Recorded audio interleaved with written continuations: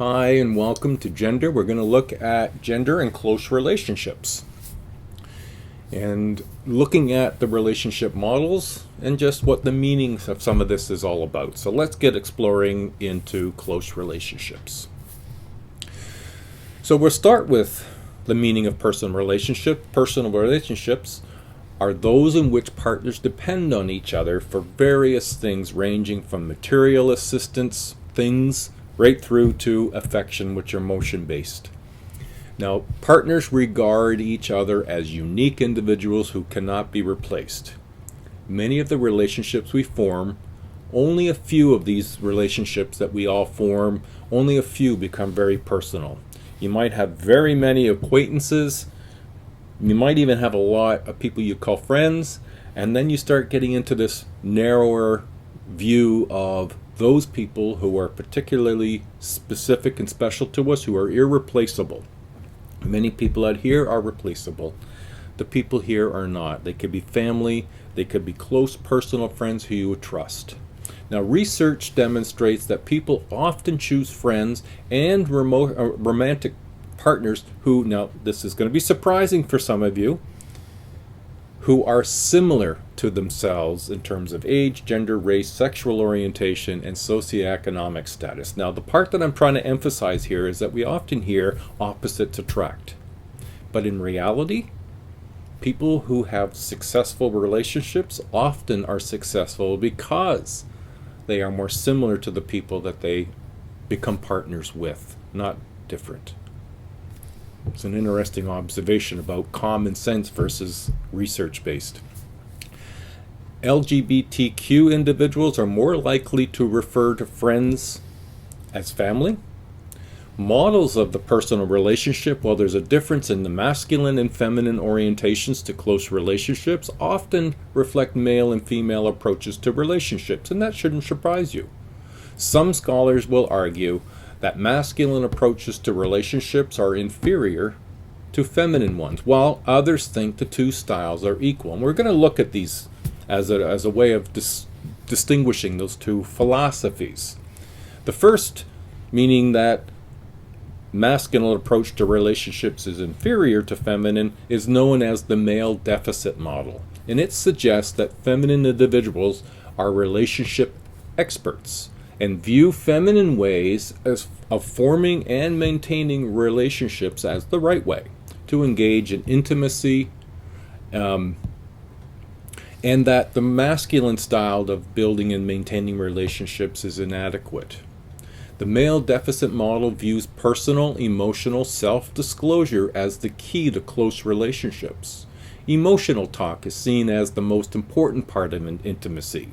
Now, there's much academic and popular sentiment that maintains that men are less able than women to express emotions and to care. These approaches hold that since self-disclosure is so important to intimacy, men's and boys' friendships are less intimate than women's and girls', and that men emphasize activities to avoid intimacy. Media often represents men as emotionally lacking and women as naturally adept at relationships.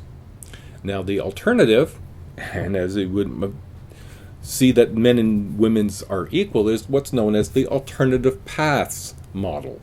And it asserts that there's different routes to creating and sustaining close relationships that are equally valid for creating closeness. While this model agrees with the male deficit model that socialization is the source of difference between feminine and masculine styles of relating, it departs in two different ways.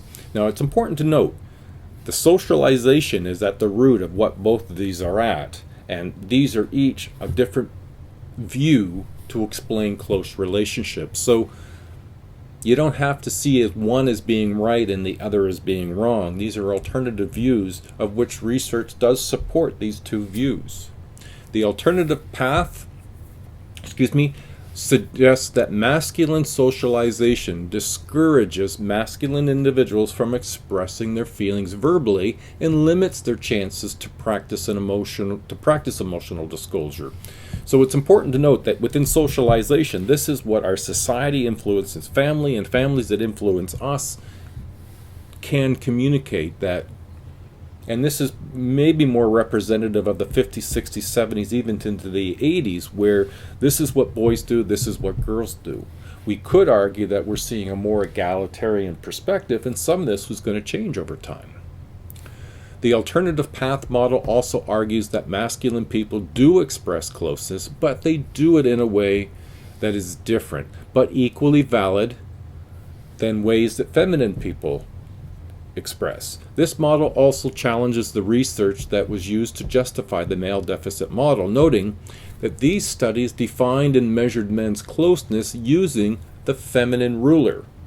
Okay, now I don't mean that in terms of, the feminine ruler as being the prince or the queen or the whatever. No, the feminine ruler, the measuring stick, that judge men's relationships based on the feminine norms. Instead of the self-disclosure, masculine people tend to express closeness by doing things together. This does not mean, however, that they don't self-disclose or engage in emotional talk. The only way I can sort of give an example about that, my dad and I would, he'd come up to visit me from time to time, and he's old school from the point of view that I don't remember him doing any sort of self-disclosure and emotional bonding with me. However, all through our lives, we would get together when I was younger, when I left home, and as I got older, he'd come up and we'd spend 8-10 hours working outdoors on tasks.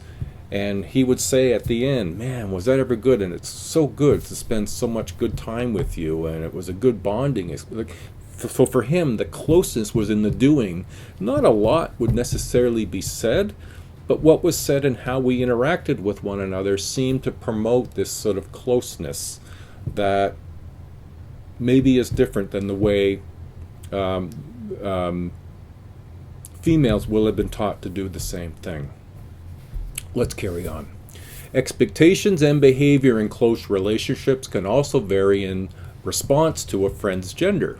The more information a man shares on a social network site, the more likely a viewer is to pursue social interactions with them. But women, the opposite is true. Both men and women judge a friend more harshly for betraying confidence if that friend is female.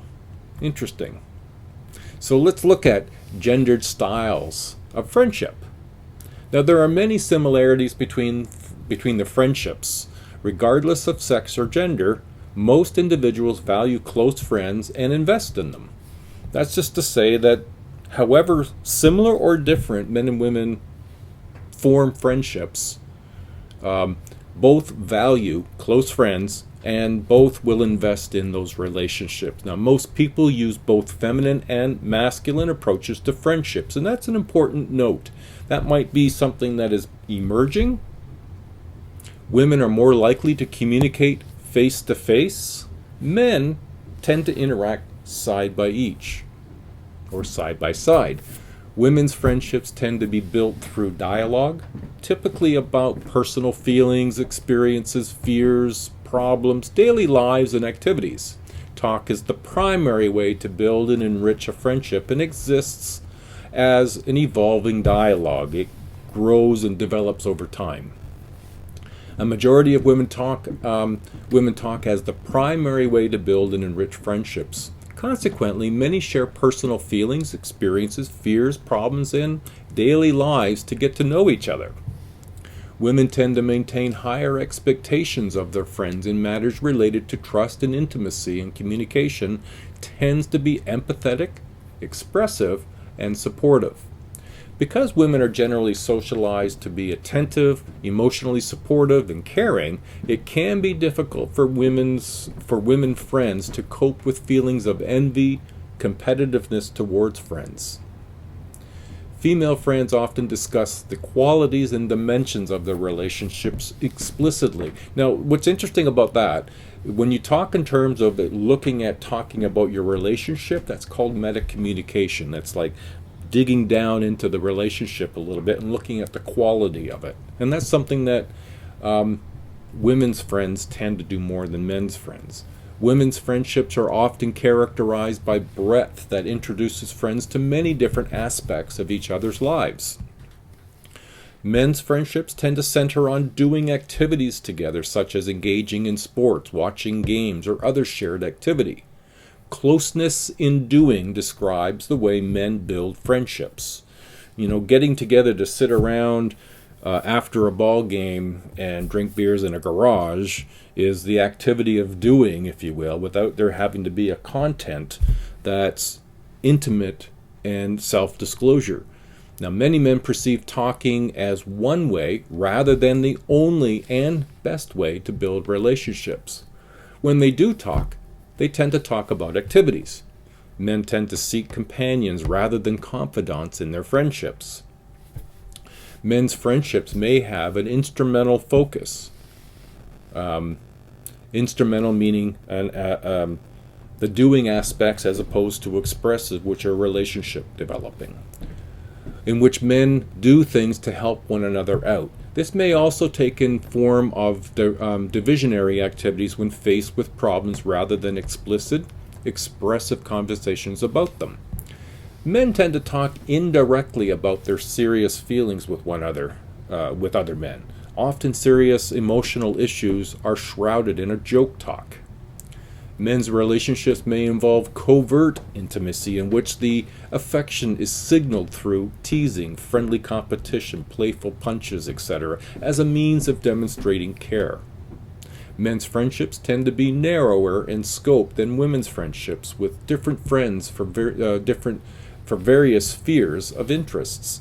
Men might have friends for sports, friends for music, friends for other activities, and friends for camping, whereas women may have friends where they share all of those things.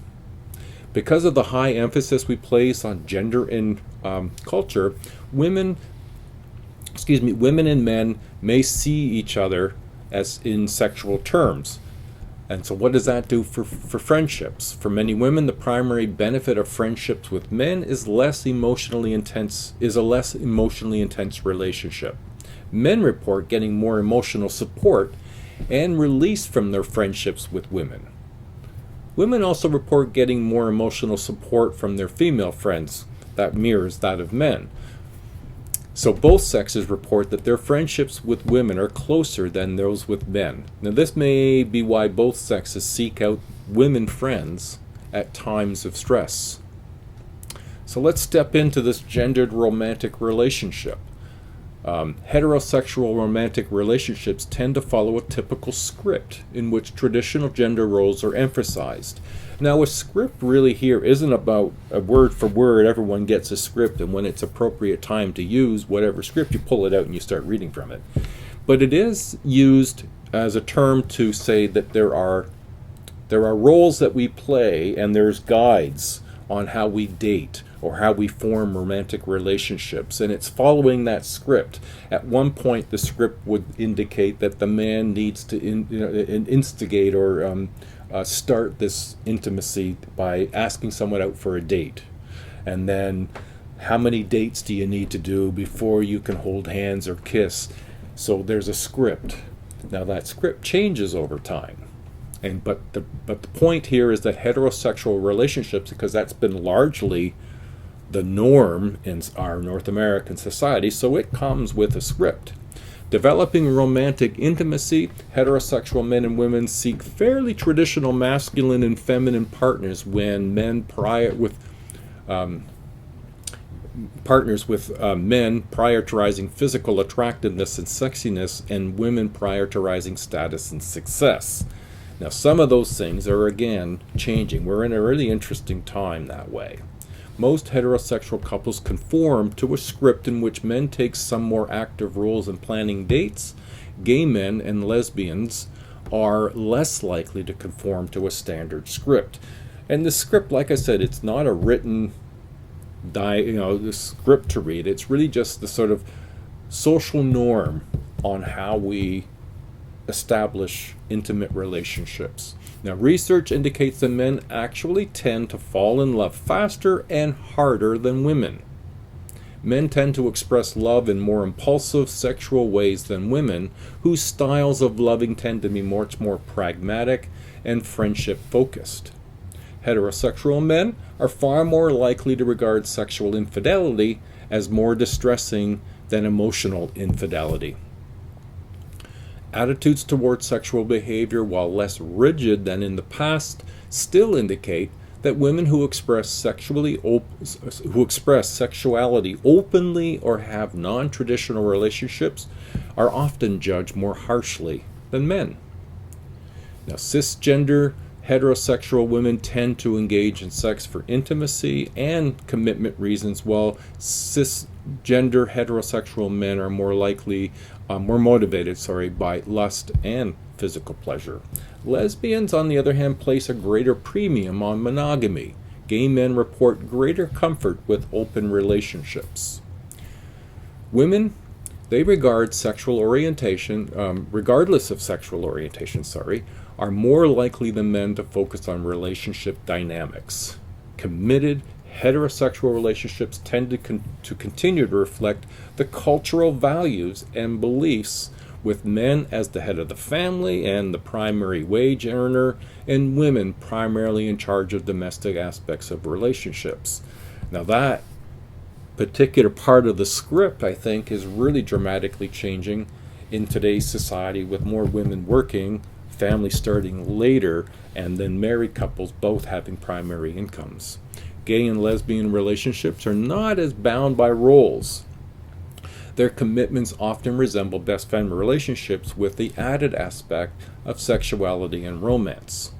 So if we now move into some of the gendered patterns of committed relationships, well, we'll start by gendered modes of expressing affection. Women tend to create and express closeness through personal self-disclosure talk. Self-disclosure talk would include the dialogue you have with only those select few people whom you absolutely trust, to talk about things you don't talk about with everybody else and express your true feelings. Men rely more on instrumental displays of affection, the things that we do together. For women, ongoing conversations about feelings and daily activities is a primary way of expressing personal relationships, but men find it pointless to talk unless there's a problem. And you might have noticed this in some of your relationships, is that women might prefer to dialogue about how we're doing and the emotional content of our relationship, while men will prefer to talk when there's a problem so they can actively be a part of solving it. There is cultural bias towards feminine forms of expressing love, often not recognizing instrumental displays of affection. And again, I would see this where she would, and I've been a counselor for quite a few years, not lately, but in the past. And the dialogues with couples would be, well, I say I love him all the time. He never tells me. And he's saying, yes, but I take out the garbage. I do the lawn. I do these activities. He's saying, these are me saying that to you without using the words. And so that sort of disparity between men and women, it's not surprising that it provides some sort of uncomfortableness and some quality questions about the relationship. Lesbian and gay couples, may share perspectives about how to communicate affection. Lesbians generally build the most expressive, nurturing communication climates of any of the other couple arrangements. So now this component that we're going to enter into is gendered preferences for autonomy and connection. Now, autonomy is just the sense of ability to work independently and have the freedom of doing that, whereas connectedness is doing things together and in collaboration. Both masculine and feminine individuals desire personal freedom and a feeling of interconnectedness. Now, interconnectedness is just this sort of note that I don't like to do things by myself and alone, and I don't want to do things with you all the time, but this interconnectedness means that we keep in touch and we share. Feminine individuals socialize to focus on relationships generally are comfortable with greater levels of connection. Masculine individuals socialize towards independence, typically want greater autonomy. The differences in desire for autonomy and connection can lead to problems in relationships when behaviors are interpreted as from differing perspectives, and that this, of course, makes sense.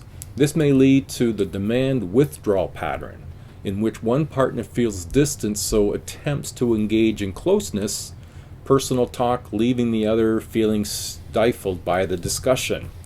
More damaging, though, is the tendency to interpret each other's behavior according to the gender rules that don't apply to the other's behavior. And that's key to any relationship, is to not judge what they say and do based on what you think they should say and do, because it's what you would say and do. It's about understanding each other from each other's perspective. And that's hard to do, and that's why relationship building can be very difficult.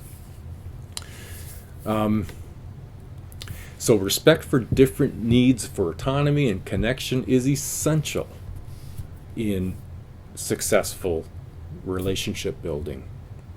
So when we think in terms of the responsibility for the relationship health, well, lesbian couples tend to be sensitive to interpersonal dynamics and interested in talking about the relationship and working through problems, whereas heterosexual couples do not distribute responsibility for relationship health well. Both men and women tend to assume women should be the primary responsible person for the relationship maintenance. Now, that too may be changing. Expectations for one partner's responsibility for ensuring relational health can lead to problems. Now, research shows that the greater satisfaction has been identified in relationships where relationship maintenance is shared. And that, again, sort of makes sense. Now, in relationships, there is also gendered power dynamics. So just how is power shared or influencing relationships? Well, since historically the person who makes the most money in a heterosexual relationship tends to be given the most power, men's traditional breadwinner role has afforded them the greater power in many relationships. Now, this dynamic tends not to be present in gay and lesbian relationships. Tensions arise over the role of primary breadwinner, particularly for those who subscribe to the traditional gender roles, but whose paycheck violate these expectations. So what if you're the male in a relationship with a woman who makes more money than he does? And that's what I'm saying there. If that changes, well, people who adhere to the traditional role models view in marriage are more likely to experience a decrease in self-esteem and marital satisfaction if the woman earns more money, because that breaches that particular belief. Now, if you don't hold to that script, you might see that she making more money than you as being irrelevant. It doesn't matter. It's us as a couple. And that's where I think things have been started to move to. In heterosexual relationships, women tend to do more work in the home, including the housework, caregiving, than do men. And this is true even when both partners work, and even when women earns considerably more than the men. Gay and lesbian couples are more likely than heterosexual couples to divide childcare and household labor equally between the partners. Men who share in childcare tend to have less conflict in their relationships and more satisfying sex. Now, it shouldn't be that satisfying sex is dependent on being a parent, of sharing the responsibility of parenthood. However, it generally makes the overall family unit, particularly husband and wife, feel more connected and more a part of the same couple. Now, one key reason for unequal contributions to domestic labor is gender ideology.